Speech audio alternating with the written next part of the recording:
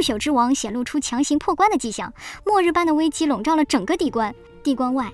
金色的荒漠中燃起了一张张神秘的法旨，如同一场古老而诡异的祭祀。号角长鸣，伴随着天渊那如同巨大漏斗般的剧烈转动，黑色闪电与血色雷霆交织落下，仿佛世界末日。恐怖的波动弥漫，连那以星骸铸成的宏伟城墙都在震颤，一股令至尊都感到心悸压抑的恐怖威压席卷天地。而不朽之王复苏的气息已然透过天渊笼罩了地关。此时的地关内，平日闭关的无敌者们纷纷惊醒，在城墙之上，王长生、金太君及其他至尊级别的强者齐聚，俯瞰着地平线尽头。那里无穷无尽的异域大军如黑色洪流般席卷而来，煞气铺天盖地。大军虽多，却行进无声，这份极致的静谧反而透着令人窒息的压抑，预示着一场前所未有的生死决战即将爆发。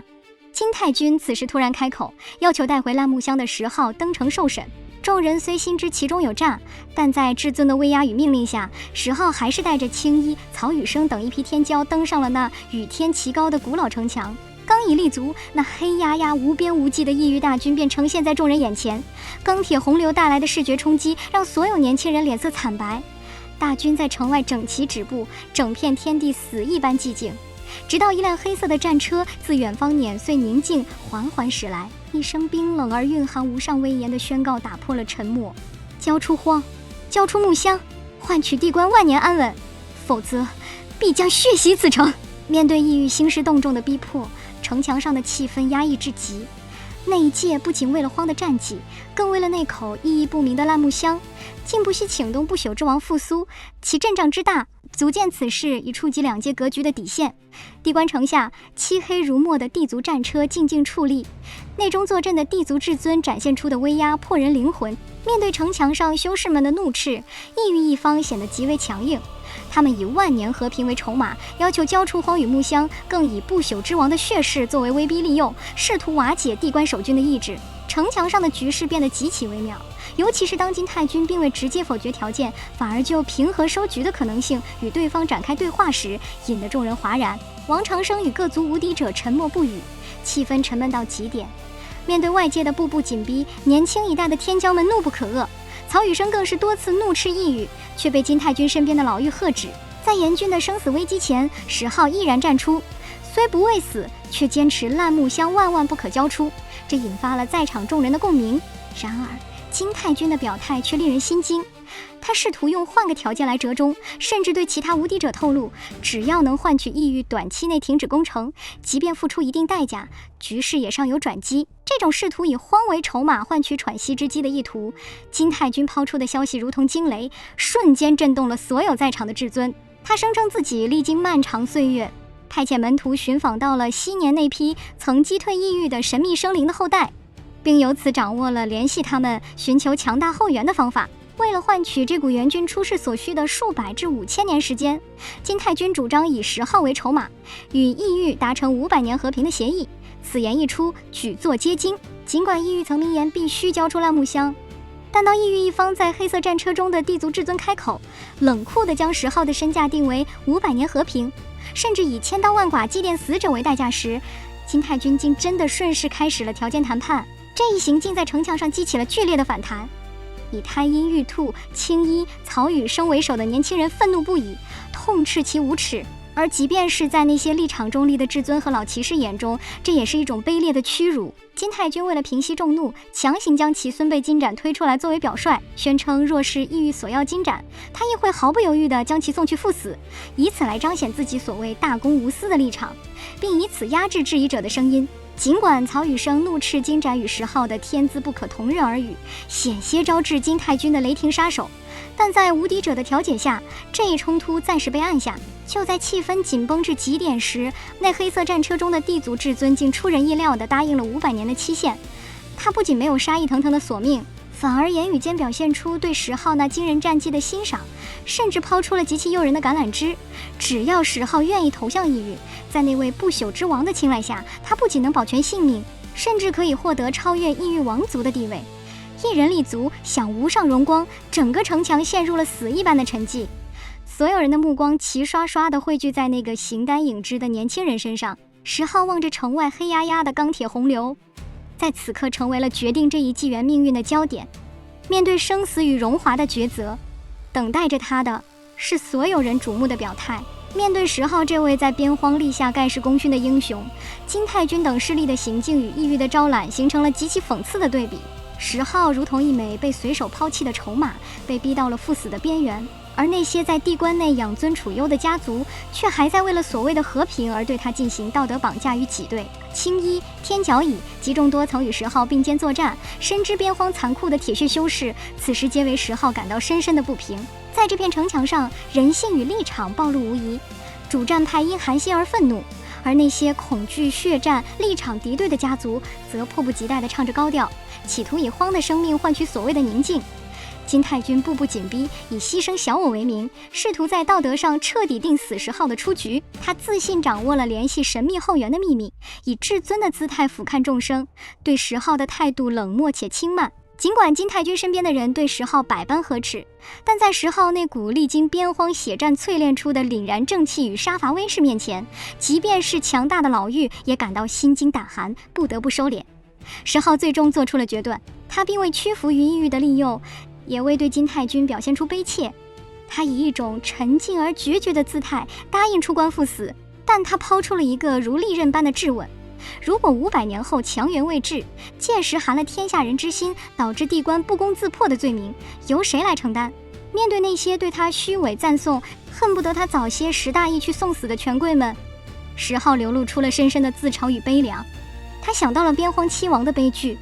那是曾经为了守护9天10地而战，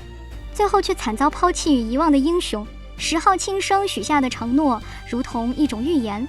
此去若不死，当他再次归来，或许将不再属于这冰冷的地关，而是如那些禁区中的存在一般，只守他想守的人，再不与这腐朽的势力为伍。石浩最终走向了出城的祭坛，在这个过程中，他不仅展现了远超同龄人的心境，更以一种令人心碎的洒脱，揭露了这桩交易背后残酷的本质。面对金家追随者们基于忌惮与不忿的质问，石浩那句“我若侥幸不死，必然会受血誓牵制，未来无法出手相助”的自嘲，让在场所有质疑他的人陷入了尴尬的死寂。这无疑是在以小人之心夺君子之腹。在城墙上这群各怀心思的强者面前，石浩拒绝了那些虚伪的同情与恩赐，他毅然选择消耗自己用血战换来的金氏战功，为氏族以及其他背负罪血之名的家族洗刷尘冤。哪怕直到离去前最后一刻，他所求的也仅仅是亲友安好，以及死后能落叶归根。当他反手提议让素有天纵之才美誉的金盏随行收尸时，金家那群平日里满口大义的伪善者瞬间露出了色厉内荏的窘态。石浩那充满讽刺的大笑，成为了对这场丑陋闹剧最沉重的回响。男儿走四方，何处不为家？石浩没有给任何人施加道德重负的机会，孤身踏上祭坛。青衣的哽咽与曹雨生等人的嘶吼被隔绝在祭坛的流光之外。石浩最后的回应：若还活着，无人可限制我。但只怕那时心会变冷，透出的不仅是悲凉，更是一种与这腐朽的地关彻底决裂的决绝。随着光芒腾起，那道孤单而萧索的身影彻底模糊。这位曾在边荒坑杀百名大修士的盖世奇才，就这样在地关强权与异域威压的夹缝中，只身赴向那充满未知与凶险的异域大漠。城墙之上唯余一片死寂，以及那些大修士们因耻辱与无力而攥紧的拳头。随着传送阵开启，石浩孤单的身影在璀璨的光芒中变得朦胧，最终在一声轰鸣中彻底消失，只留下那件插在祭坛旁还在微微颤动的大罗剑胎，以及雷帝甲胄等一身至宝。在石浩离去前，哪怕面对众人的阻拦与悲痛，他依然坚持以最残酷的手段自封元神与识海，并接受了至尊联手部下的禁制。这不仅是为了守住他所获的大道秘术，更是一道决绝的死令。若意欲强行探寻他的记忆，必将触发禁制，届时识海炸裂，他将彻底自灭。这一行径让城墙上所有的年轻人心如刀绞，青衣泪水滑落，太阴玉兔更是哭声震天，连那些见惯生死的大统领们也不禁为之握紧拳头，倍感悲凉。而在此过程中，以金太君为首的势力表现出的急迫与冷漠，与石浩为洗清十族、最喜而耗尽所有战功的无私形成了强烈的对比。金家及杜家等人的催促与喜悦，成为了这个悲壮瞬间最刺眼的背景音。在离别的最后一眼里，石浩仿佛穿越了时空，他看见了石村那温暖的故土，看见了正在衰老的族长爷爷，也仿佛看到了在火桑林下从青涩等待到白发苍苍的少女，在如雪的火桑花中低吟着那首不知何时是归期的歌。那是他灵魂深处最柔软的牵挂，也是他此行最不舍的红尘。随着光芒散去，石浩已消失在祭坛上，被传送至大漠深处的敌军之中。这一去，前路茫茫，唯有无尽的黑暗与强敌，而地关墙上的众人只能注视着那已空无一人的祭坛，目送着这道背影走向了传说中的死局。风萧萧兮易水寒，这一别不仅是与故人的诀别，更是这位盖世英杰与这片他曾用命守护的土地，在某种意义上彻底断开了联系。石浩孤身挺立在异域大军前，背影挺拔如剑，尽管才刚出城便立刻遭到数十骑异域精锐的围攻，他却毫无惧色，以雷地宝术横扫四方，夺矛扫敌，瞬间将那些挑衅的骑兵抽得骨断筋折，展现出令地关守军热血沸腾的绝世勇武。然而石浩的强硬反而引来了异域大军更猛烈的针对。面对随后赶来实力已入遁夷境界多年的统领级强敌，石浩依然一矛击溃，不仅令异域众将感到折辱，更激发了异域大军深重的杀意，局势瞬间失控。10余名统领级高手侧手将石浩团团围困，杀机凛冽。就在石浩准备以死相拼时，异域那辆黑色战车中的地族至尊虽未直接干预，却引来了另一位异域至尊的不耐与怒火。这位至尊以浩瀚神力强行施法，直接祭出金属枷锁，将石浩死死禁锢。紧接着，在那至尊的一声冷哼下，石浩被一杆自动飞来的战矛狠辣地刺穿了身体。城墙之上的地关守军目睹这一幕，瞬间爆发出绝望的呼喊。一直期盼着大长老孟天镇能够降临救援的青衣、太阴玉兔等人，终究没能等到奇迹。目睹石浩被重创折磨，天角已悲愤交加，怒吼着冲向大长老闭关之处。而其他年轻人也不忍再看着残忍的一幕，纷纷跟随离去。在这片荒凉大漠之上，石浩如同一头陷入囚笼的孤狼，身负重创，孤立无援。而这场以他生命为代价换来的500年平和，在一开始便展现出了最血腥与残酷的一面。孟天正闭关的巨宫前，原本悬挂的那盏青铜魂灯于众目睽睽之下彻底熄灭。金、王两家及相关势力中，那些曾费尽心机拦截青衣、天角乙等人，致使他们无法将消息传递给大长老的人马，见状露出了如释重负甚至庆幸的笑意。对他们而言，孟天正这尊能与王长生分庭抗礼，为石浩撑腰的守护神若作画，笼罩在他们头顶的压抑便将消散。然而绝望的哀鸣还未落地，巨宫深处陡然传出一声轰鸣，那盏熄灭的魂灯竟如天日般再次燃起，且光芒比之从前更加炽盛。大门敞开，处于年轻状态的孟天正身披那件染血的残破黄金战衣踏步而出。当他的脚步落下，那种属于至尊的恐怖威压瞬间席卷四方。晋家与王家那些方才还在暗中讥笑的人马，竟连惨叫都来不及发出，便直接在浩荡的气机中爆开，化作一滩滩血雾。这一刻，孟天正虽强行压制着毁天灭地的怒火，却已令整片地关山川震颤，苍穹变色。他的一步之遥，便是亿万里的跨越。当他瞬间出现在那段特殊的城墙之上时，全场噤若寒蝉。这位正值黄金岁月、英气慑人的至尊，在看到石浩离去后遗留在祭坛地上的大罗剑胎时，剑眉倒竖，直接将那柄令异域垂涎的至宝重剑拔地而起，牢牢握入手中。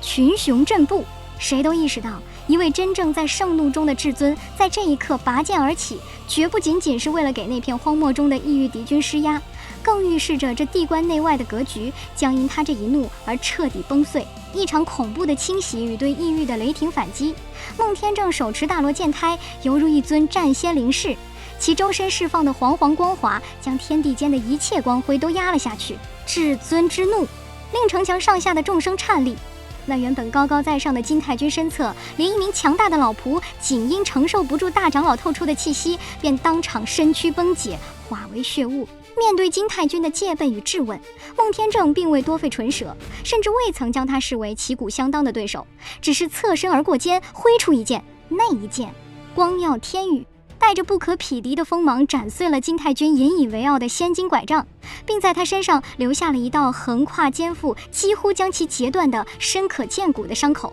这一剑之威，不仅令在场所有匍匐于地的修士神魂摇颤，更让王长生等同为至尊的强者深深动容。然而，这一剑对孟天正而言，仿佛只是驱赶挡路障碍的随手一挥，他根本无心在此耽搁。劈开障碍后，径直登临城墙垛口，目光如电，洞穿了无尽虚空。当确认异域大军尚未远去时，他没有一丝停留，直接催动祭坛，只身杀出地关。杀！